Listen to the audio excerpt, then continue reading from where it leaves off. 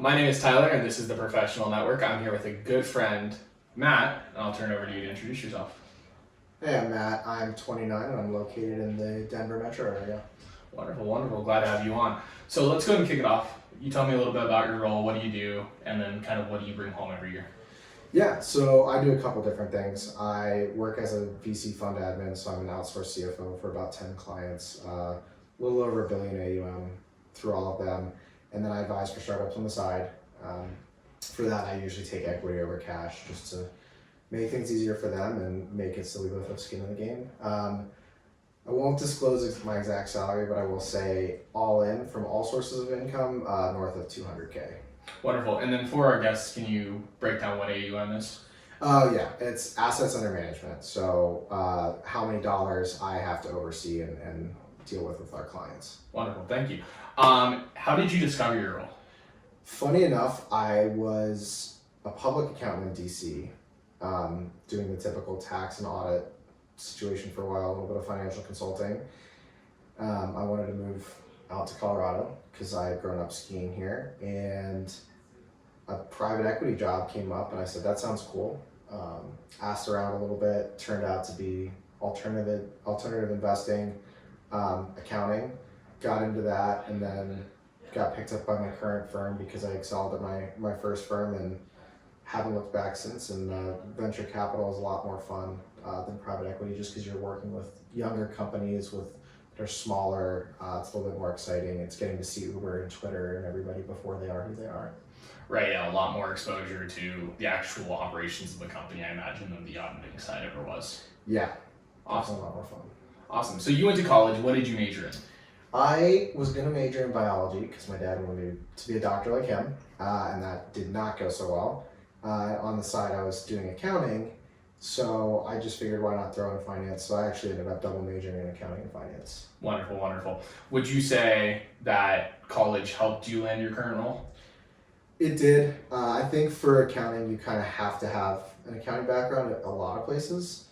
Some places are still really traditional and want you to have 150 credit hours, so 5 years of college. They want you to be CPA eligible, so have all the classes for that, and then have a plan to get your CPA. That's not the case at a lot of the places now. Some of the less traditional places, and in venture capital, it's almost no purpose to have your CPA. People don't care. Fair, fair. Would you say that there's a track for someone to break into this if they don't pursue college? Yes and no. There's ways to get into VC without going to college, and you can kind of end up on a similar career path. The accounting side, you still kind of have to have some sort of college degree usually to get into the career. But that being said, our firm doesn't care if you have a music major background. They'll take you and they'll train you from the ground up, and you won't start as high off as somebody who has an accounting background and has done accounting jobs, but they will take you and you can get to the same place either way. Okay, wonderful, wonderful. What kind of student were you growing up? Middle school, I was terrible. I didn't do anything. I daydreamed most of the time. I got really bored all the time with school. Was pretty much a straight B and C student the entire time. High school, did a little better, got into some advanced classes, but my dad notoriously said to my brother he doesn't think I ever cracked a book open in high school. At home, I pretty much came home and played video games. Didn't care too much. Things went all right enough for me to get into college, but I just couldn't care. It was so boring to me. Right, right. No, I think that's kind of what we were on this conversation earlier. Kind of the common theme almost is you often find that people that were poor high school students typically were able to excel further later on in life because it was almost like a sense of it didn't really matter to them, and they kind of had that focus. Not saying that high school isn't important, but it's starting to seem like that's kind of a common theme from what we've noticed, and just those discussions. So backing off of that, what kind of advice would you give your younger self that you feel may have potentially affected your progression and growth now? I think one of the things I struggle with the most, and I still have to tell myself this, is that things work out in the end. The next 3 months or 6 months of your life aren't your forever. If you don't want it to be, you can pick up anything the day you want to and change it. It's not going to be an instant flip of a switch and your life will be, you'll be making, 6 figures or 7 figures or anything like that, but you can start towards it whenever you want. Right. Everything is temporary, and there's always a new branch or route that you can take. Absolutely. So how many years of experience do you have now in the VC industry? So I have 6 total years of accounting experience. I have 2 years of private equity experience, and I'm a little over 2 years of venture capital now. Wow, nice. That's awesome. If you were to break down your average week, what are your main responsibilities? What does that look like? Yeah, so my weeks kind of have a schedule that I set up, and then they never play out the way I'd like them to, but it's a mixture of putting out kind of relationship flyers with clients, reviewing financial statements, making sure we get the money in that we want, we send the money out that the clients want us to send out, making sure that their accounting looks correct, making sure the team is happy, making sure our clients are happy, and making sure the timelines meet up, making sure that the client wants something by Friday. Can we do it by Friday? If not, when's a better alternative? And for that reason, I'm on the phone a lot. Take a lot of phone calls and have a lot of meetings. That makes sense. Do you feel that your industry is oversaturated in any way? No, I think it's funny because accounting is dying off very quickly. People don't want to go to school for 5 years and get their CPA. They don't want to spend all that money to then go get a job making $50,000 a year sitting in the back office. There's a lot more options with accounting than that, but the mass, example of it is that there's a lot of, every company has an accountant, and it's not a very lucrative or very glorified experience. It's a lot of meticulous, redundant transactions. So we're losing accountants. Right, no, that makes sense. And one of the things that I've heard previously, and you can speak probably more to this, is typically getting started in accounting, you have to essentially go and work for like one of the big four to get your footing, which for those that are watching that don't know what the big four is, it's going to be those accounting firms like KPMG that are kind of the giants in the industry. So from my understanding, you kind of have to put in those works, not the work for a few years, not really benefiting from it until you kind of progress to the next step.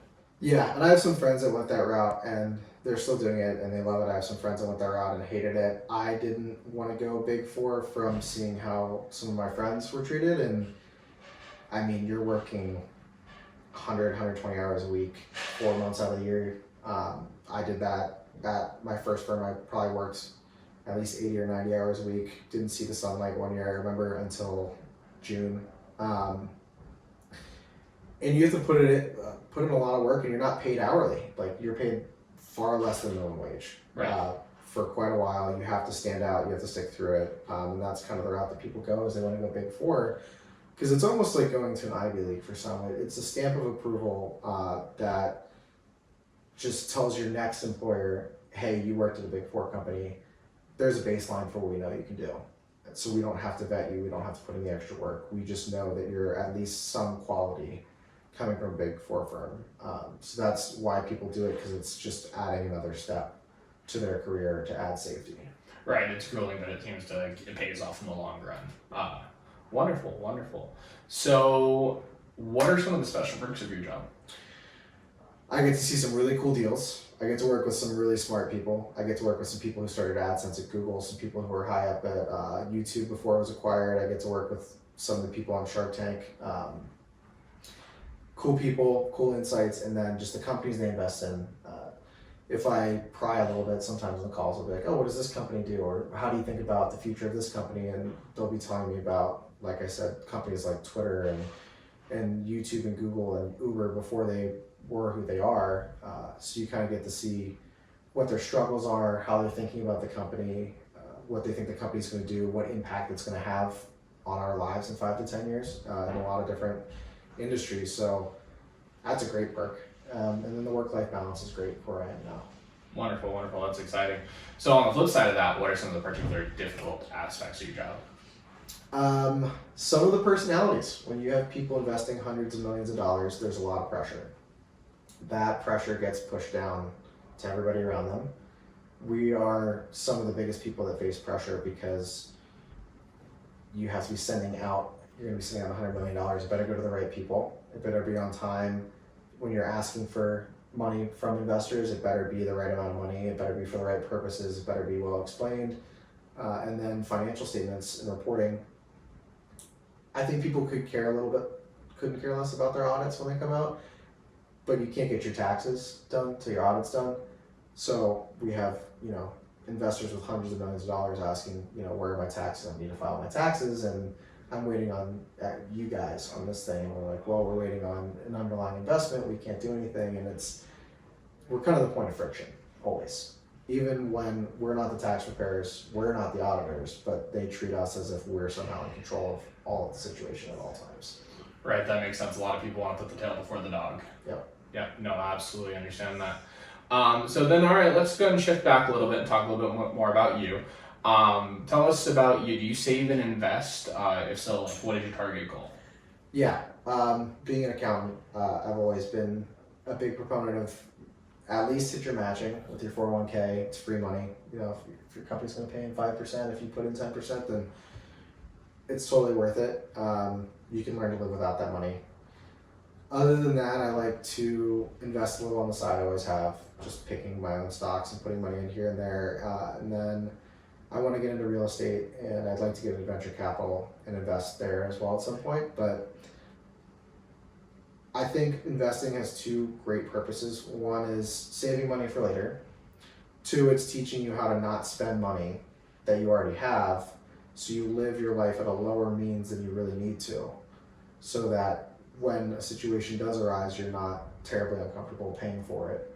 Or if there's something you really, really want and you go out and you buy it and you can pay for it and justify it and it's not an ongoing thing, then you've learned how to live without that money.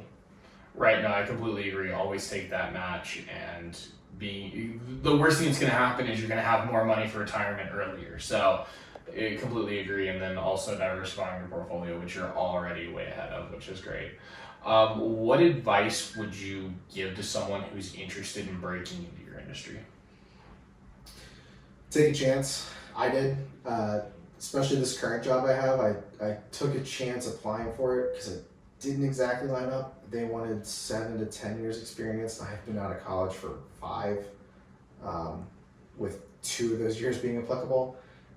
And my firm took a chance on me, and it paid off really well for them, and it's paid off really well for me. And all of venture capital seems to be people taking chances on other people, financially and otherwise. So just take the chance and do the thing. Awesome. I like that. Second last question. Where do you see yourself in 5 to 10 years? I would love to run my own venture firm, or be very high up at a startup. I need a little bit of experience before doing either of those things in the capacity that I would like to, but I don't think either of them are out of the realm of possibilities, and I've definitely seen myself running my own firm at some point. Wonderful. Those are ambitious goals. Love to hear more about those in the future and have a follow up on that. And then lastly, so who's your role model? Like, who do you recommend? What do you recommend for personal growth as well? Yeah, so my biggest role model is my grandmother. She's 90 years old. She's still working as a nurse. She is hardcore. But she's always had such an appreciation for life, and I always ask her how she has managed to, live such a long, awesome life. And she said, keep moving and always be a kid at heart. So I try to do those 2 things. I try to constantly be moving. I don't want to stagnate. I don't want to sit around. And I try to always see the silver lining or be playful about difficult situations, and it's done well for me so far. Other than her, I love a good David Goggins speech. I love kind of getting amped up on him. Andy Frisella, the MF CEO podcast, used to listen to that all the time in the morning. Just stuff that kind of gets you amped. I don't agree with everything that anybody says, but I do love the people who are like, just go out there and get after it. Those tend to be my types of role models. Right, I really agree. You have to really pick and choose some of the guidance that some people say, because not everything's going to apply. That being said, when are we starting something so hard? Yeah. I've done that. It's pretty brutal, but it's worth it. Yeah, it's a challenge. Well, awesome. It's been wonderful. This is the Professional Network. My name is Tyler. I'd like to give a thank you to Matt for coming on and speaking to people today. Thank you for having me. Yeah, absolutely. Thank you.